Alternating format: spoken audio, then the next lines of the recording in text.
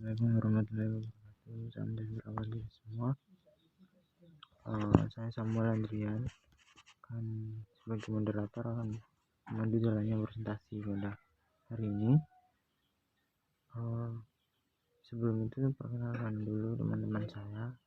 Pertama ada saya Samuel Andrian Prasetyo NIM 05. Yang kedua ada Diatitis Mulyaningsih NIM 10. Yang ketiga ada Dwi Mufaria NIM 17.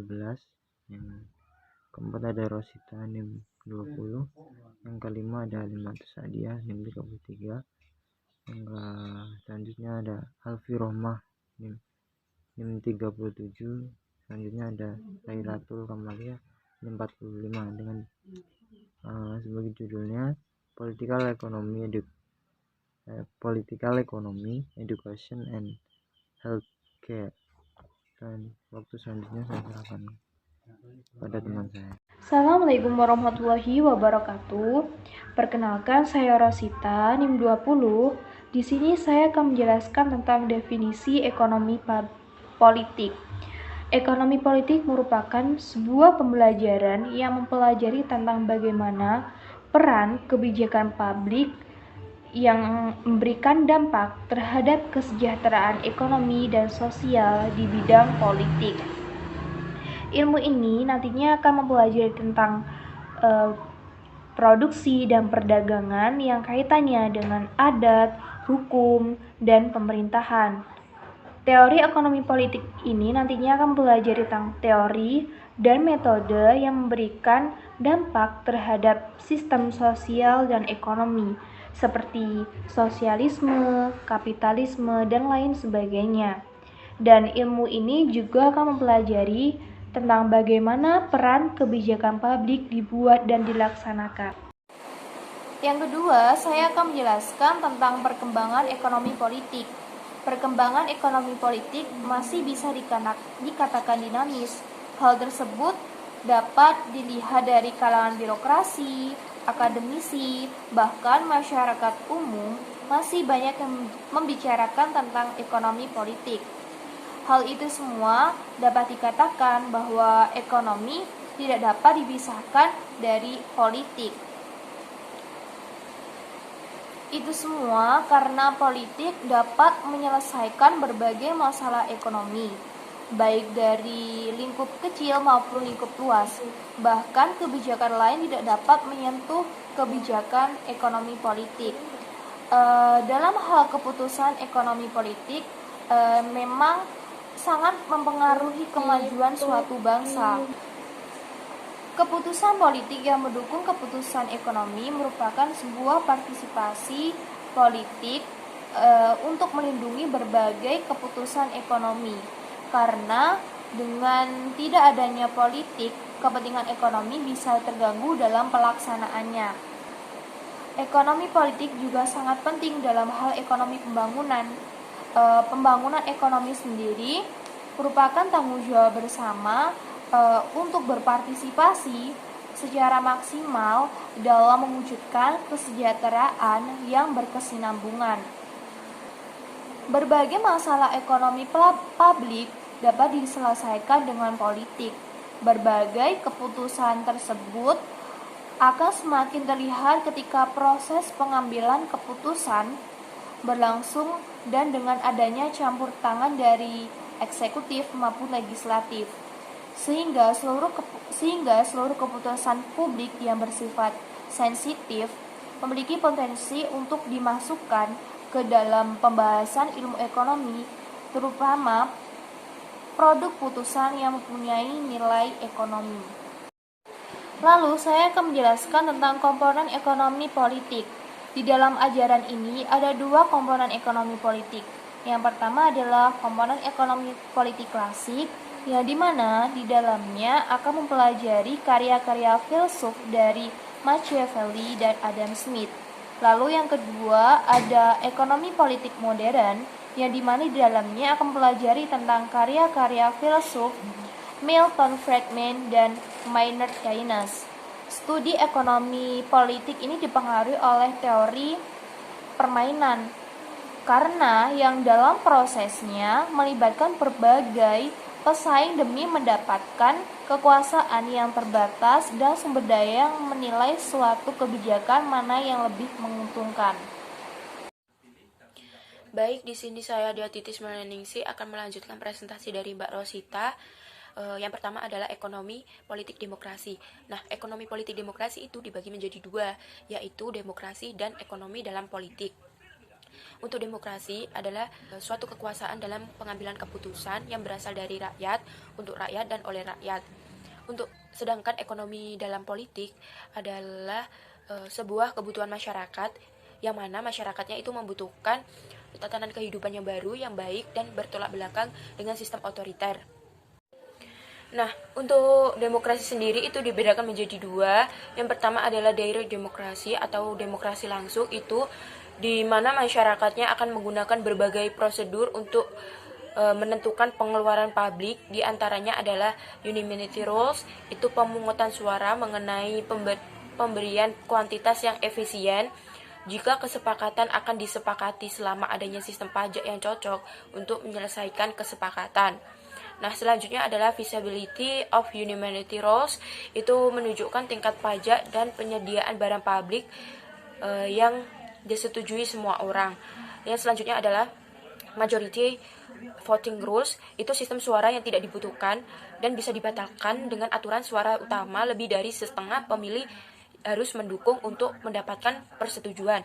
Yang selanjutnya growling, itu sistem procuring itu memungkinkan untuk perdagangan suara. Dengan adanya penjualan suara akan mengarah pada penyediaan barang yang efisien, seperti perdagangan komoditas yang mengarah pada penyediaan komoditas swasta yang efisien untuk mengungkapkan intensitas pemilihan dan menetapkan keseimbangan yang stabil. Nah, selanjutnya lagi ada Arrow Impossible Theorem, itu menurut Kenneth Arrow, itu demokrasi adalah peraturan pengambilan keputusan yang kolektif dengan memenuhi kriteria harus tanggap dengan pilihan orang lain. Yang kedua adalah harus konsisten. Yang ketiga adalah kediktatorat yang dikesampingkan. Nah, yang kedua adalah representation demokrasi, itu adalah pengambilan keputusan publik mengenai hal yang tidak didasarkan pada pandangan yang bersifat euralistik terhadap peraturan. Untuk itu adanya electoral politician, itu menjelaskan bahwa preferensi individu dan dapat diwakilkan, di mana hasil secara mayoritas itu mencerminkan preferensi dari pemilih yang lebih umum. Jadi diasumsikan bahwa perwakilan bisa mengatur posisi mereka. Yang kedua adalah public employees, di mana karyawan publik atau birokrat, peran mereka dicatat bahwa undang-undang yang diberlakukan politisi terpilih itu sering tidak jelas. Yang ketiga adalah special interest, di mana diasumsikan bahwa masyarakat itu berusaha untuk mempengaruhi kebijakan pemerintah, dapat bertindak hanya sebagai pemilih individu. Nah, selanjutnya ada etika ekonomi kepolitikan. Nah, adapun harapan dalam mewujudkan kondisi ekonomi dan politik yang beretika.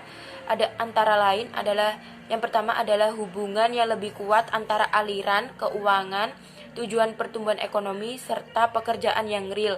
Yang kedua adalah jaminan sosial sebagai perlindungan dalam ekonomi. Yang ketiga adalah keseimbangan ekonomi dan sosial. Yang keempat adalah internalisasi biaya sosial akibat adanya globalisasi ekonomi. Nah, selanjutnya adalah perilaku ekonomi politik. Itu dibagi menjadi tiga. Yang pertama adalah minat, bahwasanya mereka termasuk kepentingan individu dan kelompok mampu menggunakan kekuasaan mereka untuk mempengaruhi kebijakan. Nah, individu dalam pemerintahan itu cenderung mempromosikan kepentingan ekonomi dan politik mereka sendiri, yang mana bisa membantu mereka untuk mempertahankan kekuasaan. Yang kedua adalah ide. Ide dianggap berpengaruh terhadap kebijakan. Selain kepentingan ekonomi dan politik, diasumsikan bahwa individu mencari diri sendiri dan bahwa mereka tidak dapat melihat atau menilai hasil dari semua pemilihan yang tersedia bagi mereka. Nah, ideologi memungkinkan seseorang untuk memutuskan apa yang seharusnya mereka lakukan agar tetap konsisten dengan nilai dan keyakinan dasar mereka. Memasukkan memasukkan ideologi ke dalam model ekonomi, itu memungkinkan beberapa tindakan politik dipandu oleh faktor selain kepentingan pribadi. Beberapa orang ingin masuk politik hanya karena mereka ingin membuat perubahan dunia. Nah, yang ketiga adalah lembaga, di mana aturan politik yang mencakup konstitusi dan bagaimana pemimpin dipilih dan bagaimana kebijakan baru bisa ditetapkan atau diterapkan. Lembaga membantu menyusun intensif yang dihadapi individu dan kelompok dalam perekonomian. Nah, selanjutnya ada teori politik ekonomi. Itu dibagi menjadi 3. Yang pertama adalah liberalisme. Ekonomi liberal percaya bahwa ekonomi bisa menguntungkan bagi semua orang dan masyarakat bisa maju dengan meningkatkan standar hidup. Nah, itu mereka berpikir bahwa keinginan suatu kelompok daripada individu itu yang terpenting adalah pengambilan keputusan dan kesempatan bagi semua orang dan peduli dengan struktur masyarakat sipil. Yang kedua ada Marxisme, di mana Marxisme itu menjelaskan ketidaksetaraan itu buruk. Di mana juga Marxisme itu tidak mendukung atas kepemilikan pribadi mengenai sumber daya yang diyakini mengarah pada ketidaksetaraan dan hanya akan mendukung kebutuhan elit, bukan seluruh masyarakat. Yang ketiga adalah ada nasionalisme ekonomi, di mana suatu negara itu memiliki kekuasaan yang mana individu harus bekerja untuk memanfaatkan keuntungan ekonomi. Ideologi itu menyatakan bahwa pemerintah mengontrol semua sumber daya dan tidak dapat menciptakan masyarakat yang kohesif tanpa negara yang kuat. Dengan demikian, politik ekonomi itu bagaimana suatu negara mampu dikelola dan diatur dengan mempertimbangkan faktor politik dan ekonomi. Materi selanjutnya akan dijelaskan oleh Mbak Halimatus Sa'diyah. Di sini saya akan menjelaskan tentang education. Definisi pendidikan. Pendidikan adalah upaya mengembangkan potensi-potensi manusiawi peserta didik, baik potensi fisik, potensi cipta, rasa, maupun karsanya, agar potensi itu menjadi nyata dan dapat berfungsi dalam perjalanan hidupnya. Dasar pendidikan adalah cita-cita kemanusiaan universal. Pendidikan bertujuan menyiapkan pribadi dalam keseimbangan kesatuan organis, harmonis, dinamis, guna mencapai tujuan hidup kemanusiaan. Permasalahan pendidikan di Indonesia, yang pertama itu berbagai usaha dilakukan pemerintah untuk memajukan pendidikan di Indonesia. Salah satu usaha yang dilakukan pemerintah adalah dengan menaikkan dana pendidikan sebesar 20% APBN. Pernyataan di atas sesuai dengan pemberitaan di salah satu media yang menyatakan bahwa pemerintah menetapkan anggaran pendidikan sebesar 368,899 triliun atau 20% dari total anggaran belanja negara. Masalah yang kedua adalah kurang meratanya pendidikan di Indonesia. Hal ini didukung dengan kondisi geografis Indonesia yang merupakan negara kepulauan, sehingga ada kesenjangan yang signifikan antara pendidikan yang berada di kota dengan pendidikan yang berada di desa-desa, apalagi di pulau-pulau yang terpencil, yang notabene itu akses informasi dan transportasinya itu sangat sulit. Nah, yang kedua yaitu fungsi produksi dalam pendidikan. Ada 3, yaitu fungsi produksi administrator, kedua fungsi produksi psikologi, yang ketiga fungsi produksi ekonomi. Yang pertama yaitu fungsi administrator. Pada fungsi ini yang dimaksud input adalah segala sesuatu yang menjadi wahana dan proses pendidikan yang dapat dihitung dan dinilai harganya dalam bentuk uang, antara lain prasarana dan sarana belajar, termasuk kelas, perlengkapan belajar, media, dan alat peraga baik di kelas maupun di laboratorium, buku-buku dan bentuk material seperti film, flash disk, hard disk, barang-barang habis pakai seperti zat-zat kimia laboratorium, ATK, dan lain-lain. Nah, dan waktu guru atau dosen dan personalia yang dipakai memproses peserta didik. Sementara output dalam fungsi produksi adalah berbagai bentuk layanan dan proses peserta didik